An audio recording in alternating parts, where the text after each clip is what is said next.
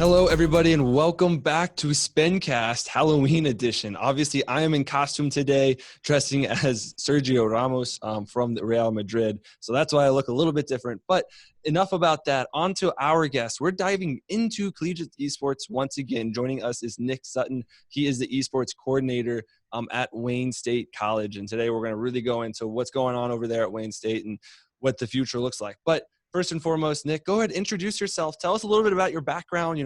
How did you get started in esports, and where did your passions in esports kind of start from back then, and how did that lead you to where you are now as the esports coordinator?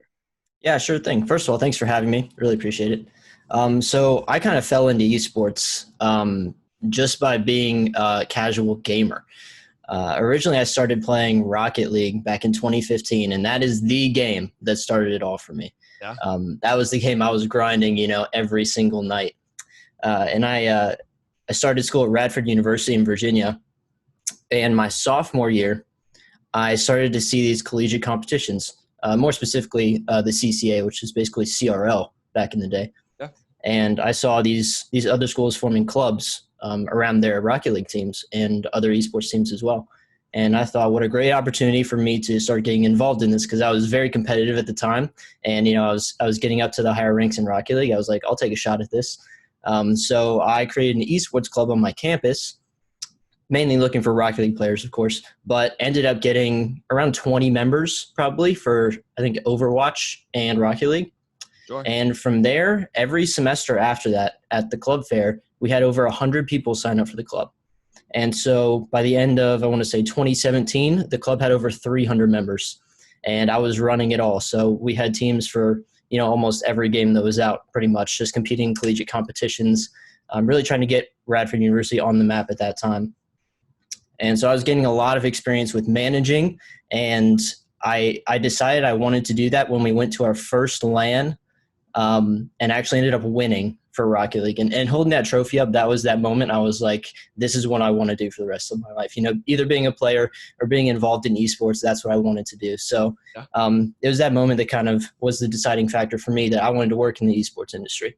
Mm-hmm. So I did an internship at the end of my 4 years, and I stayed at Radford and basically built a foundation for them to start a collegiate program. Mm-hmm. So through that, I was also gaining experience, building a more serious organization within a university environment. And then I also started the esports program at the local high school, Radford High School, and got them involved with the Virginia High School Esports League. And again, getting more experience through that. And then I started looking around for more opportunities, found Wayne State College, which was a perfect fit for me, a smaller school. And I was originally born in Omaha, Nebraska. So I ended up moving back to Nebraska, which is where Wayne State is. And I have some family here and everything, so it was just the perfect transition and ultimately the perfect job for me moving forward. Oh, absolutely. That's awesome to hear those success stories, right? I love that's kind of why I always start on Spincast with those past success stories, because it's so awesome to hear, and it kind of gives a lot of the audience right now is collegiate.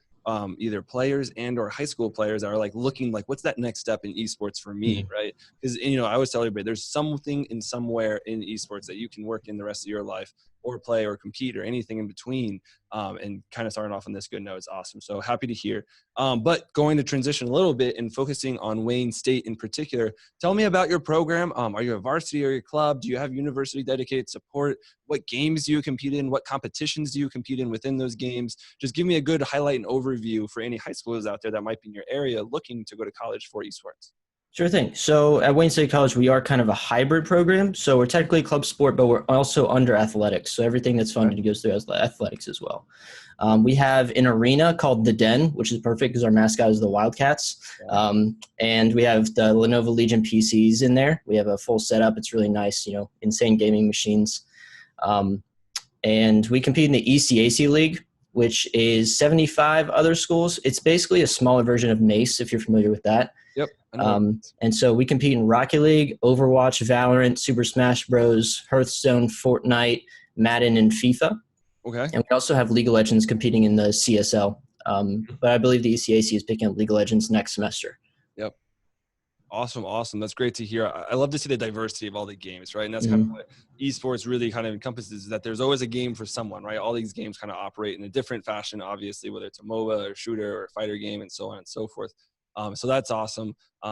Kind of going into what you do as an esports coordinator, right? I always tell a lot of students like, hey, go to college, get recruited, get those scholarship dollars. And then usually you kind of transition into a very similar role as an esports coordinator / director, whether it's within a university, a professional organization, or an esports kind of esque business. So take me through kind of your day-to-day responsibilities. How do you help the program succeed? What do you look at kind of in the present and in the future as well to make sure that you guys continue to grow and maintain, that high level of competition?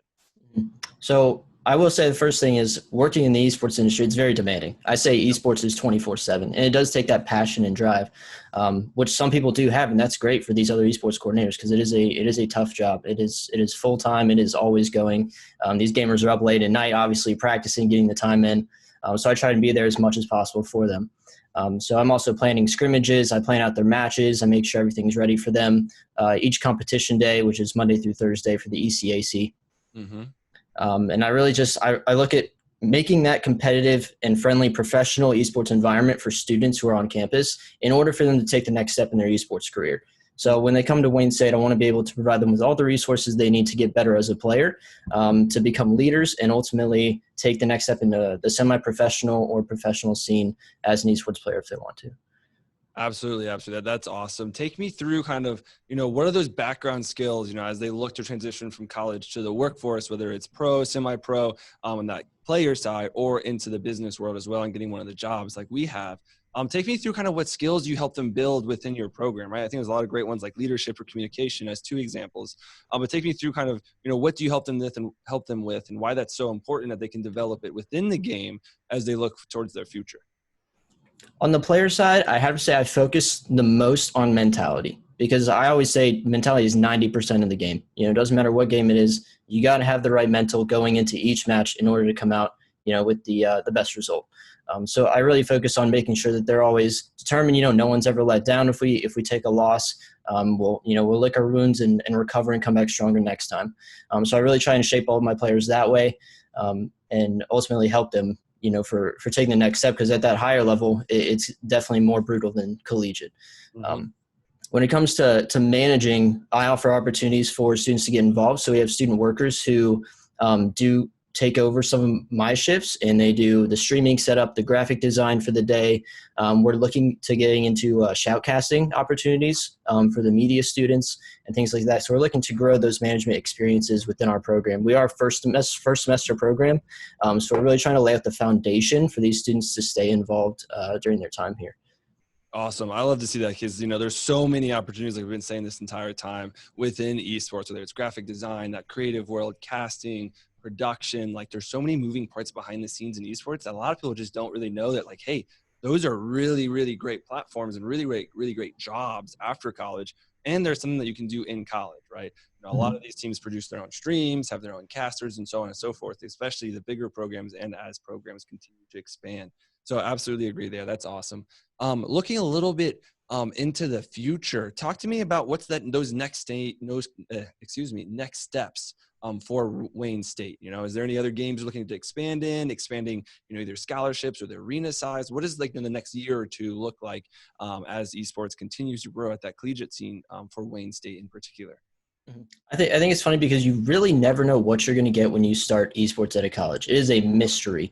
But more often than not, there is a serious demand for esports on every college campus. And we definitely saw that here with over, I think, 120 students signing up for tryouts and only 40 being able to make it due to our arena size. And we are now looking to expand our arena from 12 to 24 PCs, hopefully within the next year or so. And with that is going to come scholarship opportunities. Again, more student worker positions to expand on the experience for students. Mm-hmm. I personally want to try to incorporate some sort of academic classes or certifications for esports at Wayne State to allow for those positions also. So we're definitely looking to expand in all areas moving forward and provide those opportunities for new students coming in and the students that are currently here as well.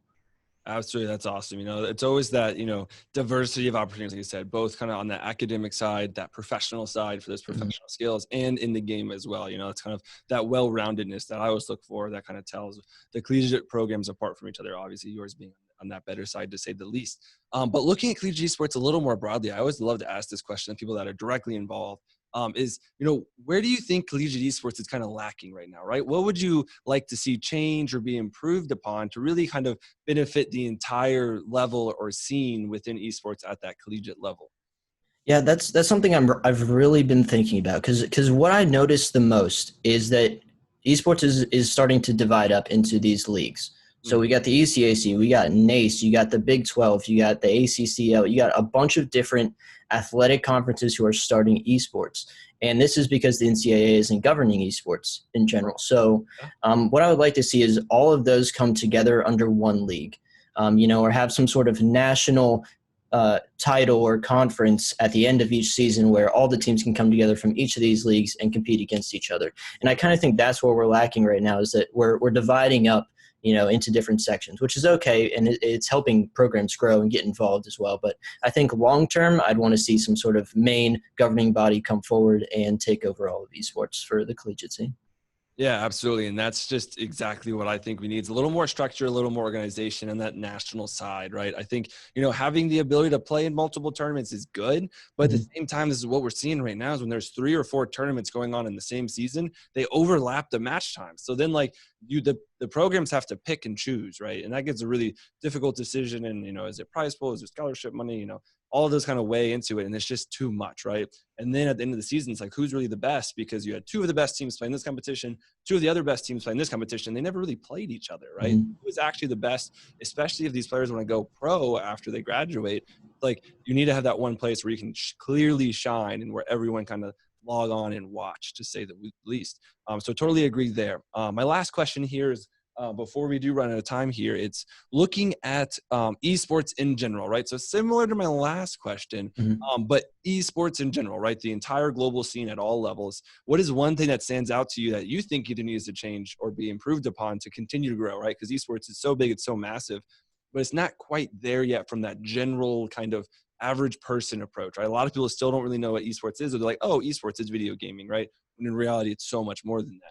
So, is there anything that comes to mind that you think needs to change or be improved upon to really kind of capture the rest of the people that aren't directly involved in it? Yeah, I think in order to do that, I think we need to expand to more than just streaming on Twitch and YouTube and online platforms. I do think we need to expand more into the television side of things, which ESPN has been streaming some Overwatch League matches. But I do think we need to bring it to national television as well as the online platforms that it's on, in order to capture the attention of, the rest of the nation that might not know what esports is yet, really. And I think that's just what needs to be focused on, is trying to spread more awareness. And with time that'll come, and people start to understand what esports is and take it on as a sport as well. Yeah, absolutely. It's just, I think it's so little secular. I totally agree with you. It's like trying to get, that mainstream audience. I always ask this question for parents, right? For mom and dad, like, how do you get more involved, or what should change so it's easier for them to get more involved? Because you log on to, like, a great example of this is tomorrow morning for Worlds, for the finals for League of Legends. Watching that stream is very difficult if you don't know what League of Legends is, right? But that's not the same for like football, basketball, or baseball, because like you can log on and you still kind of get like a basic kind of cast or commentary that kind of explains what's happening to a certain level. So like anybody and everybody can watch, right? And obviously with League of Legends, like it's like, wow, there's a lot of things happening. I'm not really sure. So that's not as explained as it could be, but it's kind of along that idea. But that is all the time we have today on Spincast. Nick, thank you so much for joining me today. Real quick, if you will, go ahead, plug yourself, plug your program. Tell us where you can find either you or your program on social media, Twitch, YouTube, any channels that you have, so we can plug them in the description below. So if any high school students are interested in your program, they can reach out or follow. Absolutely. If anyone's looking to get a great education for a relatively cheap price, Wayne State College is the place to do it. We have an outstanding esports program so far. You can sign up on our interest form at wsc.edu/esports.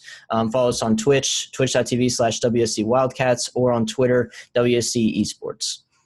Yep, absolutely. Everyone go do that. They do have a fantastic program over there, and I'm sure it's only going to get bigger and better as the years continue.